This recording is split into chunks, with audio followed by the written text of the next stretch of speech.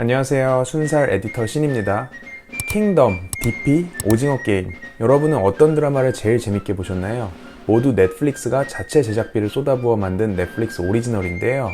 한국 콘텐츠가 전 세계적으로도 인기이다 보니 넷플릭스 입장에서도 한국 콘텐츠 제작에 더 돈을 많이 퍼붓고 있어서 재밌는 한국 드라마들이 쏟아지고 있죠. 저는 당연히 모두 봤지만 그 중에서도 특히 DP를 재밌게 봐서 한우열 상병이 나오는 후속작을 기다리고 있습니다. 상병 한우열. 어쨌든 이렇게 승승장구하는 것 같은 넷플릭스가 최근에 모바일 게임을 출시했는데요. 넷플릭스를 구독하는 스마트폰 유저들은 이제 넷플릭스에서 드라마나 영화만 보는 게 아니라 게임까지 할 수 있는 세상이 왔습니다. 그렇다면 넷플릭스는 대체 왜 뜬금없어 보이는 게임 산업에까지 진출한 건지 오늘 순살에서 발라보도록 하겠습니다. 물론 이번 3분기엔 오징어 게임 효과를 보면서 가입자 수 증가세가 다시 확 치고 올라오긴 했으나 넷플릭스의 성장률이 점차 둔화되고 있다는 얘기는 올해 내내 꾸준히 나오던 걱정입니다. 물론 여전히 가입자 수가 증가하는 중이고 넷플릭스가 못하는 게 아니라 너무 잘해서 문제인 행복한 고민이긴 합니다. OTT 스트리밍 시장을 멱살 잡고 키워왔는데 가입자 수가 어느덧 2억 명이 넘다 보니 가족, 친구끼리 아이디 공유하는 걸 포함하면 이제 볼 사람들은 웬만하면 다 넷플릭스를 보고 있기 때문이기도 하죠. 특히 올 1, 2분기에는 경제 리오프닝 얘기가 나오기 시작하면서 방구석에 박혀서 드라마를 보던 사람들이 밖으로 나돌아다니기 시작했고 그러다 보니 가입자 수 증가폭이 대폭 낮아진 실적이 발표되면서 잠시 쇼크가 있었죠. 그리고 3분기에도 매출 성장세 자체는 작년 대비 확연히 줄어든 모습을 보였습니다. 이 와중에 후발주자인 디즈니, 아마존 프라임, HBO, 애플 TV 등의 경쟁자들이 넷플릭스가 키워놓은 OTT 시장을 꿀 빨면서 쫓아오는 중입니다.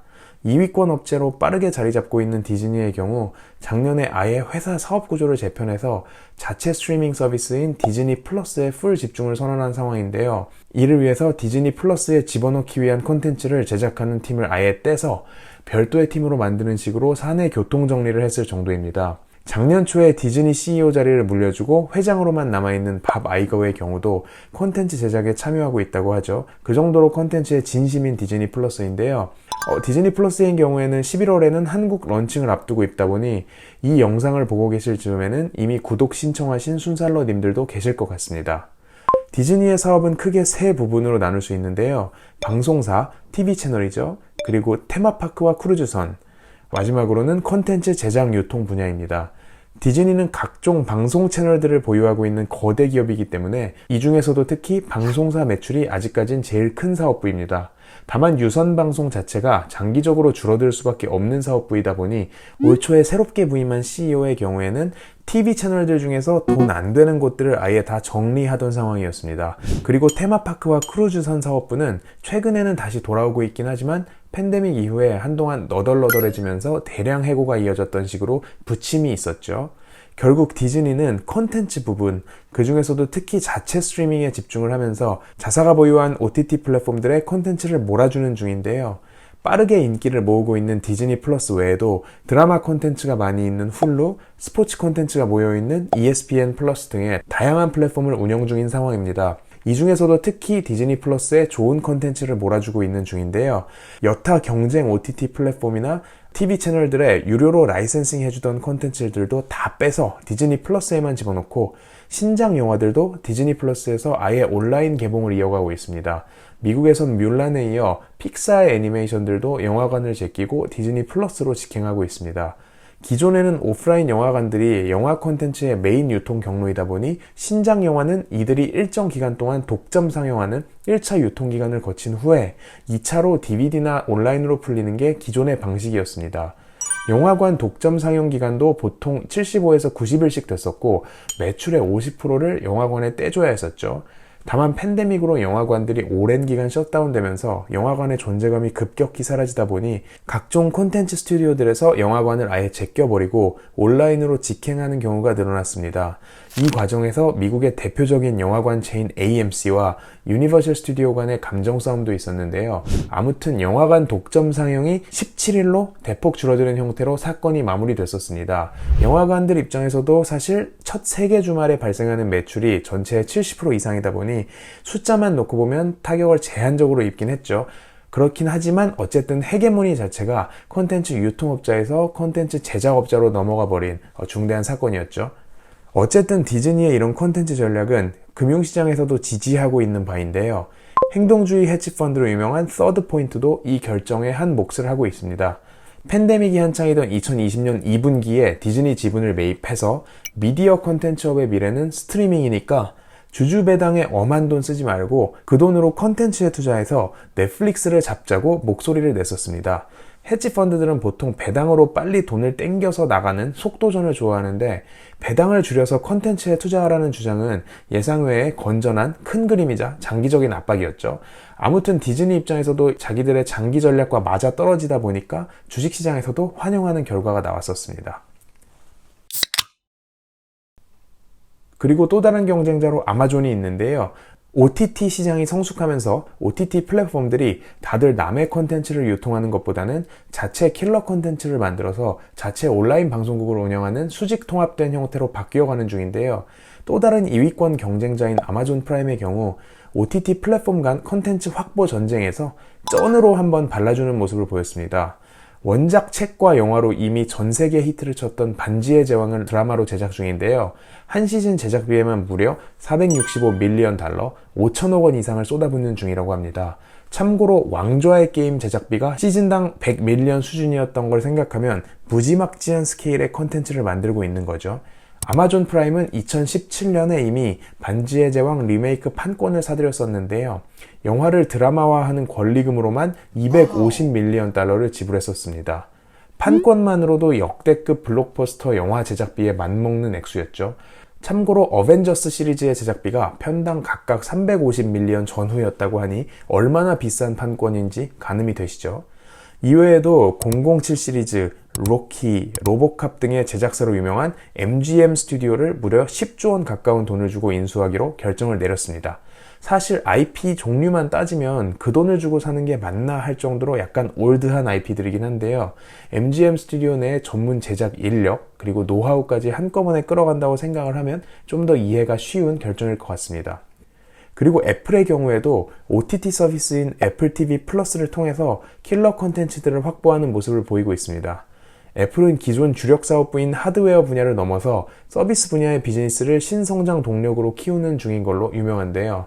애플 TV 플러스의 콘텐츠 확보를 위해서 작년에는 특히 왕좌의 게임을 제작했던 인물이 설립한 콘텐츠 제작사와 콘텐츠 독점 계약을 체결했었습니다.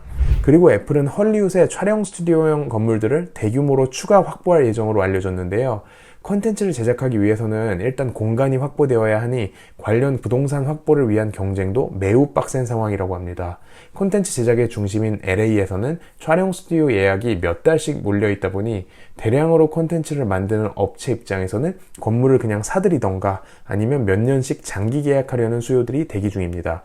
그러다 보니 LA에서는 촬영 스튜디오 임대료가 일반적인 오피스 임대료 대비 2배 이상, 물류센터 임대료 대비해선 5배 이상 수준까지 높아진 상황인데요. 상황이 이렇다 보니 세계 최대의 부동산 투자자인 블랙스톤 그룹도 작년 여름에 LA에 있는 촬영 스튜디오 부동산들에 대규모로 투자를 해서 대형 스튜디오 부지의 지분을 사들였을 정도입니다. 아무튼 넷플릭스와 아마존 등의 대형 경쟁자들이 이미 훨씬 많은 촬영 공간을 확보해 놓은 상황인지라 후발주자인 애플도 자체 콘텐츠 제작에 빨리 집중해서 키우기 위해서 넷플릭스 출신의 임원을 데려와서 OTT 사업 스케일을 키우려는 상황입니다. 넷플릭스에서 스튜디오 임대 그리고 제작 계획을 세우던 인재를 영입했다고 하죠. 그리고 미국판 TVN과 OCN을 합쳐놓은 회사로 생각하면 편한 HBO의 경우 HBO Max라는 자체 OTT 서비스를 프리미엄급으로 포지셔닝해서 운영하고 있습니다. HBO의 경우에는 아직 규모는 앞서 말한 경쟁자들 대비 밀리긴 하지만 워낙에 고퀄리티 콘텐츠로 유명하죠.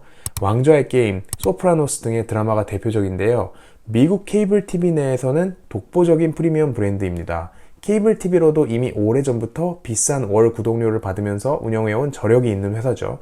이외에도 NBC의 경우에는 피콕이라는 OTT 서비스를 운영 중이고 폭스의 경우에는 아예 다른 방식의 접근을 시도 중인데요. 월 구독료가 아닌 광고 수익 기반, 시청자 입장에선 무료인 서비스로 OTT 서비스를 운영 중입니다. 광고 수익 기반의 동영상 스트리밍 업체를 논할 때 빠질 수 없는 대장주 로쿠도 열심히 성장 중입니다. 이러한 컨텐츠의 종류 자체도 드라마와 영화를 넘어서 다양해지는 중인데요. 기존의 OTT 업체가 아니었던 곳들도 소비자들이 즐길 만한 자체 영상 콘텐츠를 지닌 곳이면 스트리밍 서비스를 더 하려고 하고 있습니다. 콘텐츠 회사로 확장을 시도 중인 대표적인 회사로는 세일즈포스가 있는데요. 사스의 원조격 회사로 유명하죠. 기업용 고객관리 소프트웨어 판매사로 시작했던 회사인데요. 최근에는 비즈니스 커뮤니케이션 분야 전반으로 사업을 확장하던 중이었습니다. 이를 위해서 작년에는 기업용 메신저인 슬랙도 인수했었는데요. 여기에 한술 더 떠서 Salesforce Plus라고 불리는 교육용 콘텐츠 플랫폼을 만들어서 공짜 스트리밍 영상을 고객들에게 풀겠다는 계획입니다. 각종 콘텐츠 플랫폼들이 커지다 보니 콘텐츠의 양과 질이 함께 성장을 하게 되고 이 과정에서 기존에는 없었던 비즈니스맨들의 커리어 관련 콘텐츠에 대한 수요가 늘어나는 중입니다. 세일즈포스는 궁극적으로 모든 산업의 모든 직군, 모든 직급의 사람들에게 필요한 콘텐츠를 만들어내는 게 목표고요. 이를 통해 해당 커리어의 앞길을 걸어간 선배들의 노하우와 경험을 전수해주겠다는 의미입니다. 다만 세일즈포스의 경우에는 세일즈포스 플러스만으로 수익화 계획은 당장은 없다는 차이점이 있습니다. 일단은 세일즈포스를 중심으로 모여든 고객들과 더 끈끈한 비즈니스 커뮤니티를 만들어내는 게 목표인데요. 마치 아마존 프라임이 아마존 사용자들을 묶어두는 데 존재 의의가 있듯이, 아니면 링크드인이 온라인 교육 콘텐츠 업체 린다닷컴을 인수해서 교육성 콘텐츠를 제공하는 것과 비슷한 형태입니다. 콘텐츠업은 필연적으로 인력이 많이 필요할 수밖에 없는 업체인데, 투입한 인력 규모로 보면 일단 비즈니스 콘텐츠 분야에 꽤나 진심인 것 같습니다.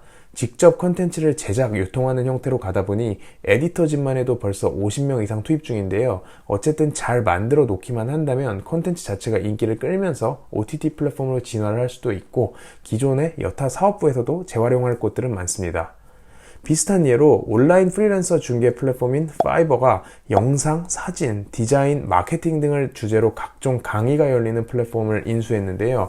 파이버의 경우에는 알바로 N잡을 뛰고 싶어하는 사람들, 그리고 각종 외주를 맡기려는 개인이나 기업들을 한데로 모아놓은 장터입니다. 플랫폼이 크기 위해서는 공급과 수요 양쪽이 모두 늘어나야 하기 때문에 양쪽 모두를 플랫폼으로 더 많이 끌어들이는 게 목표고요.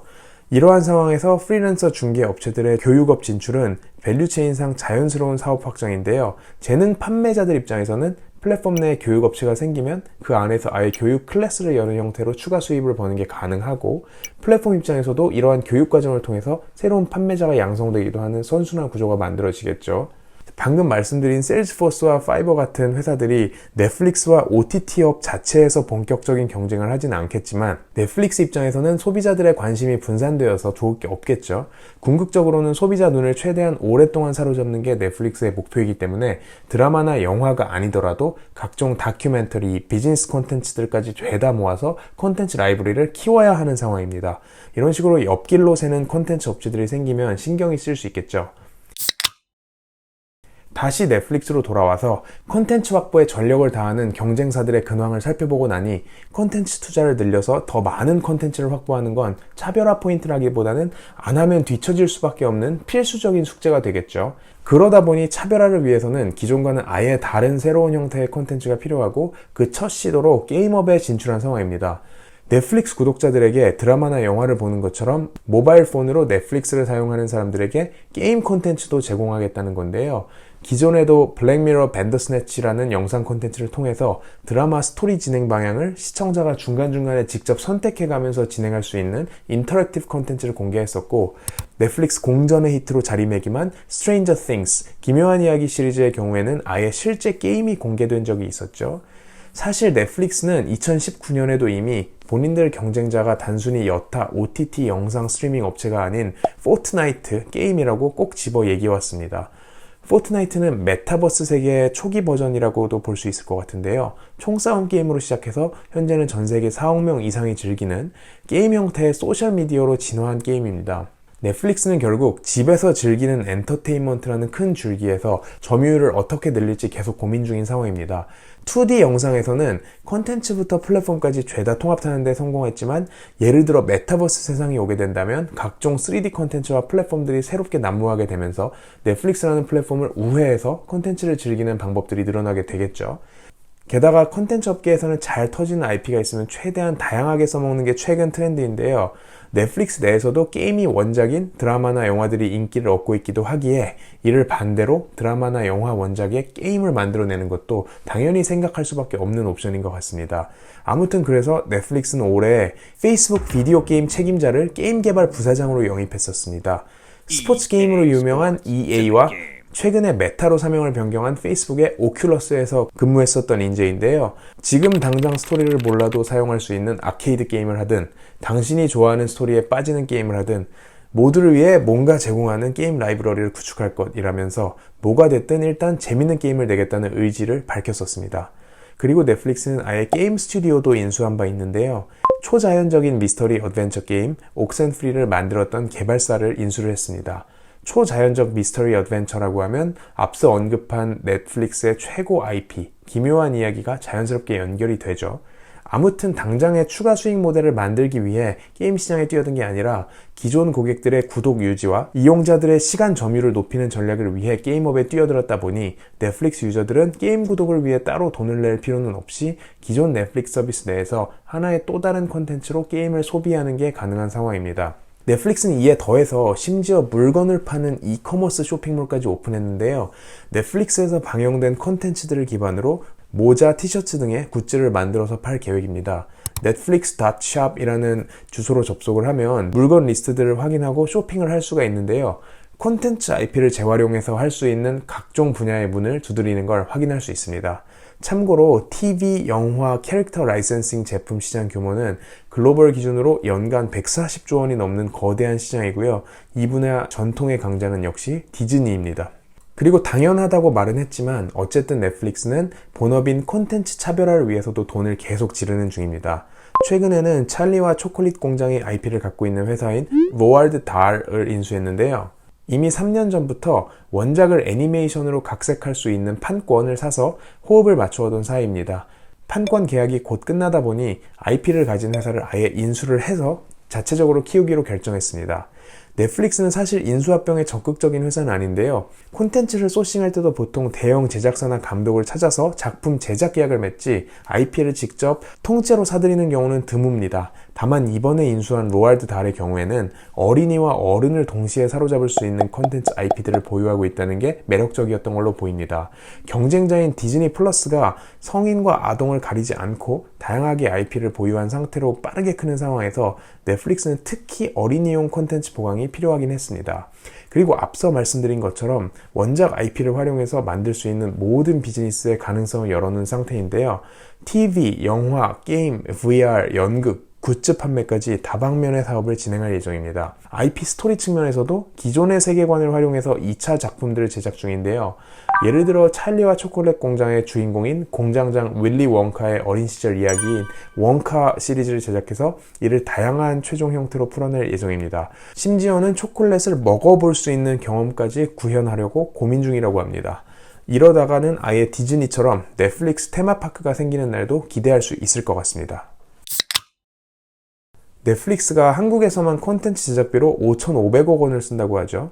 2019년 킹덤의 대박 성공 이후로 한국에서도 좋은 콘텐츠가 많이 만들어질 수 있다는 확신을 갖게 된 넷플릭스가 한국에서 투자를 계속 늘리고 있는 상황인데요. 우리는 깐부잖아. 이에 더해서 경쟁자인 애플TV도 한국의 첫 오리지널 시리즈로 드라마 닥터 브레인을 최근에 공개했는데요. 물론 평이 좀 갈리는 아쉬운 모습이긴 하지만 콘텐츠는 계속 더해져 나갈 예정입니다. 그리고 디즈니의 경우에는 특이하게 예능으로 먼저 시작을 하는데요. 런닝맨과 블랙핑크 관련 다큐멘터리 등을 시작으로 해서 드라마나 영화를 늘려나갈 예정이라고 하죠. 심지어 한국에도 이미 웨이브나 티빙, 시즌, 쿠팡플레이, 왓챠 같은 자체 OTT 회사들이 많이 있다 보니 고퀄리티 콘텐츠 제작 능력을 갖춘 K 콘텐츠 회사들에겐 꽃놀이패인 상황인데요. 어떤 플랫폼에 들어가든 좋은 콘텐츠들이 꾸준히 제작되고 공급된다면 시청자 입장에서도 행복할 것 같습니다. 한 가지 행복한 단점은 OTT별로 킬러 콘텐츠들이 다 차별화돼서 개별적으로 존재하다 보면 OTT를 종류별로 하나씩 다 가입해서 보게 될 것 같아서 제 통장은 슬퍼할 것 같습니다. 그럼 순살 콘텐츠도 언젠가 넷플릭스에서 만나볼 수 있는 날을 기대하며 오늘 영상을 마무리하겠습니다. 저는 또 다른 글로벌 금융경제 살코기를 발라서 찾아오겠습니다. 안녕.